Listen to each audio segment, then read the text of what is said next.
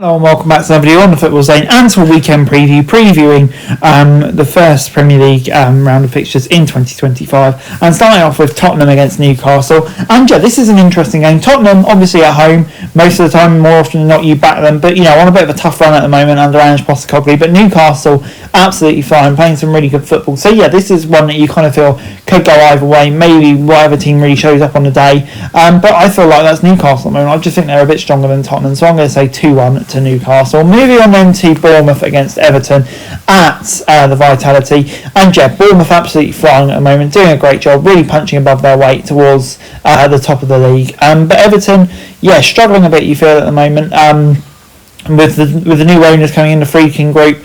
Could there be pressure growing on Sean Dyche? So yeah, it's going to be an interesting one, this one. Obviously, Bournemouth is a pretty tough place to go at the moment, isn't it? So I'm going to say Bournemouth will pick up a narrow 2-1 victory here. Moving on into Aston Villa as they take on Leicester at Villa Park. And yeah, Villa, I'd describe their form this year as a bit inconsistent, really, but up and down.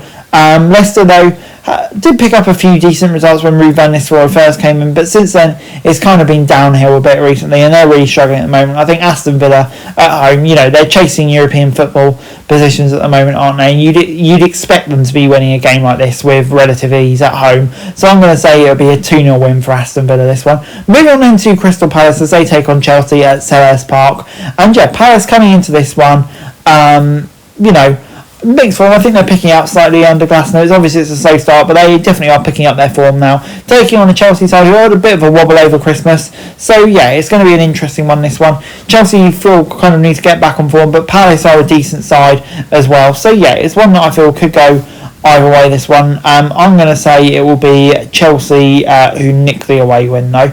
Moving on then to Man City against West Ham at the Etihad. And yeah, this is another interesting game. Man City coming into this one maybe just starting showing signs of life after, of course, that inexplicable collapse they had. So yeah, it's a big game, this one, and one that you feel Man City will be expecting to win as the pressure kind of grows on Julian Lopetegui. So yeah, I'm going to say it will be a win for Man City, this one, and I'm going to say it will be 3-0. Moving on into St Mary's, where bottom side Southampton take on Brentford at St Mary's. And yeah, this is an interesting one. I do think there's been small signs of improvements for Southampton since they got rid of Russell Martin, stopped playing that suicidal form of football.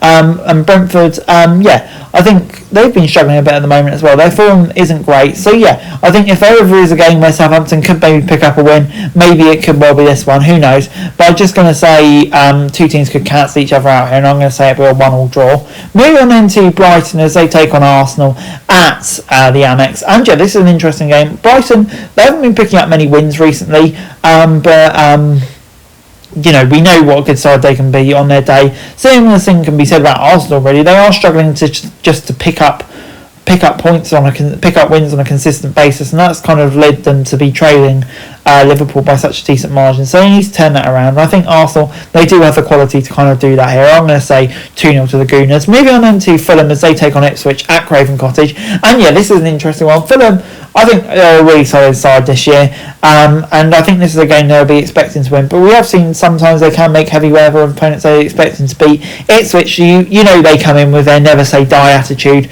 and they'll be hopeful of getting a result here as well. So yeah, I think it's one that you probably expect Fulham to win, but I don't think you can rule out Ipswich at all. But I'm going to say Fulham will nab it by 2-1. Moving on then to Liverpool as they take on Manchester United in the big game of the week at Anfield. And yeah, Manchester United in crisis at the moment, aren't they, after that loss to Newcastle? It's been a really, really poor start as the boss for Ruben Amorim, and he needs to find a way to turn it around. Unfortunately for him, he's got a nice easy game this week away at the league leaders, who have been absolutely destroying teams left, right and centre.